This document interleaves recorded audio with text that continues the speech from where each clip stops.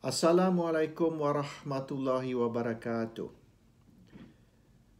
Hari ini, Tun Dr. Mahathir Mohamad telah mengeluarkan usul tidak percaya terhadap Perdana Menteri Muhyiddin Yassin di dalam blog dia. Usul ni yang sebenar telah cuba dibentang terlebih dahulu di Parlimen, tapi disekat atau tidak dibentang oleh Speaker Parlimen.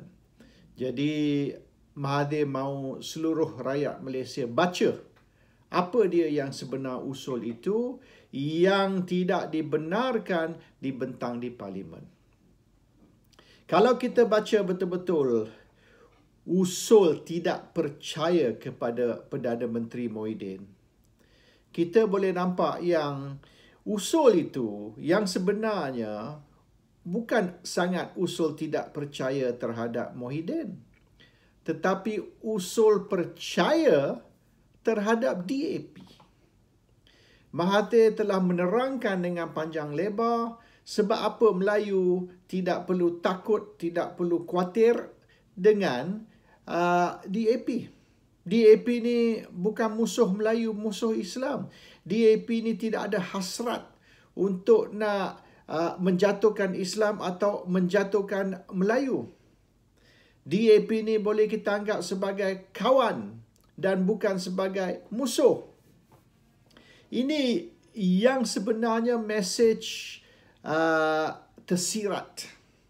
Walaupun yang tersurat ialah usul tidak percaya terhadap Muhyiddin, yang tersirat ialah usul percaya terhadap DAP. Itu yang sebenarnya mesej Mahathir.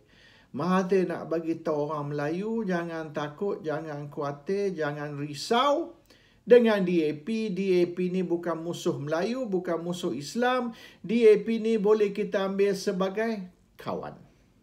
Itu yang sebenarnya mesej, the hidden message atau mesej yang tersirat di dalam usul tidak percaya terhadap Muhyiddin tersebut. Ini satu taktik cyber di mana nampaknya Mahathir ni nak membentang usul tidak percaya terhadap Muhyiddin, tetapi sebenarnya ialah usul percaya terhadap DAP. Now, kalau kita ambil kandungan usul tersebut at face value, masalahnya apa yang Mahathir kata tentang DAP ni bercanggah dengan apa yang dia telah kata berkenaan dengan DAP ni selama beberapa puluh tahun sebelum itu. Sebelum itu Mahathir telah kutuk DAP dan memanggil DAP ni parti komunis lah, musuh Melayu lah, musuh Islam lah dan macam-macam. Tetapi hari ini Mahathir berkata sebaliknya, opposite. Dan Mahathir ni telah bermusuh dengan Lee Kuan Yew dan bermusuh dengan Singapura lama sebelum beliau jadi Perdana Menteri lagi. Dan beliau telah menuduh DAP PAP di belakang DAP. Bermaknanya apabila Singapura berpisah dengan Malaysia dan parti PAP sudah tidak boleh lagi bergiat, bermaksudnya diharam dari bergiat di Malaysia sebab sekarang ni PAP sudah menjadi foreign party, bukan lagi local party, maka PAP, pemimpin PAP telah mewujudkan parti DAP. Jadi DAP ni yang sebenarnya anak kepada PAP Singapura. Dan tujuan DAP ni ialah untuk menentang politik Melayu. Itu yang sebenar tujuan DAP, menentang Melayu. Dan apabila PAP sudah tidak boleh lagi bergiat di dalam Malaysia, maka DAP diwujudkan sebagai satu arm, satu cawangan kepada PAP Singapura. Dan Mahathir dari dulu lagi tahun 65 apabila PAP tubuhkan parti DAP selepas pisahnya Singapura dari Malaysia, Mahathir telah menghantam China habis-habis. Tahun 69, 4 tahun kemudian, Mahathir telah berkata dia tidak perlu sokongan China. Dia boleh menang tanpa sokongan China. Mahathir kutuk China habis-habis dan dia kutuk DAP dengan begitu teruk. Dan Mahathir kalah. Mahathir kalah pilihan raya 69 kepada Yusof Rawa. China mengundi PAS pada tahun 69 dan Yusof Rawa menang. Mahathir kalah sebab Mahathir kutuk China gila-gila. Dan China marah kepada Mahathir sampai dia jadi Perdana Menteri tahun 81. China tak habis marah dengan Mahathir. Jadi perkara ini sudah tercatat di dalam sejarah. Jadi apa Mahathir berkata hari ini di dalam usul tidak percaya terhadap Muhyiddin, beza banyak. Sebalik dari apa yang beliau telah berkata semenjak tahun 65 lagi. Jadi Mahathir tak tahu dia ni lupa sejarah ataupun dia cuba nak menipu rakyat Malaysia.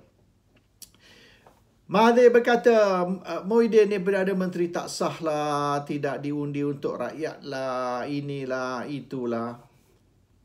Kita kena ingat balik tahun 87. 87 berlakunya pertandingan di dalam UMNO semasa mesyuarat agung UMNO tahun 87, tim A lawan tim B.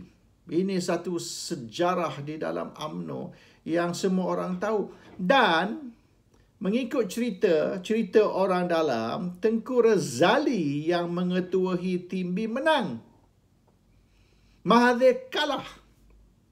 Tapi satu penipuan telah berlaku. Ini Tengku Razali Hamzah sendiri yang bercakap. Tengku Razali yang berkata Mahathir tipu.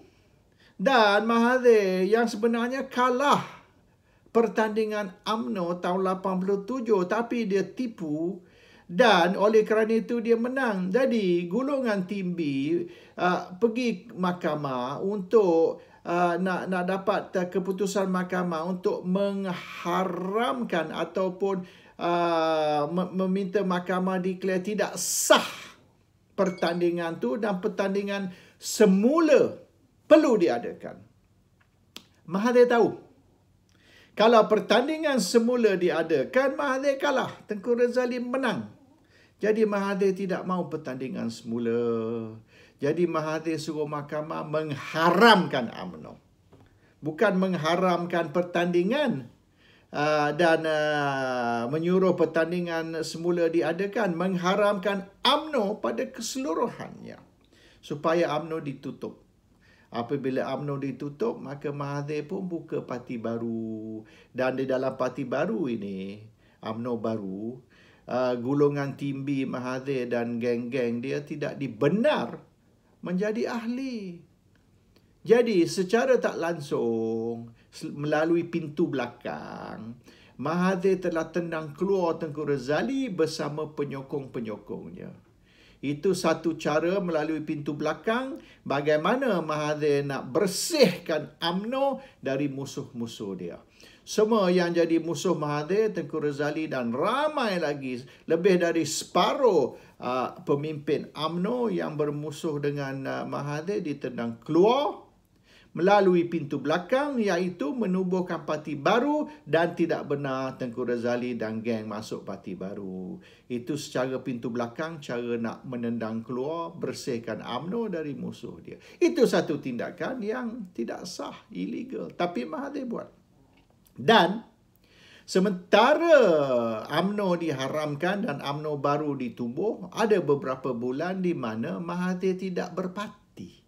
Mahathir ni ahli parlimen bebas. Dan oleh kerana Mahathir tidak berparti, dia ahli parlimen bebas, bermaknanya dia tidak lagi boleh jadi Perdana Menteri. Oleh kerana Mahathir tidak ada sokongan majoriti di dalam parlimen. Mahathir bukan lagi pengerusi Barisan Nasional ataupun presiden parti, mana-mana parti, baik UMNO, baik parti apa.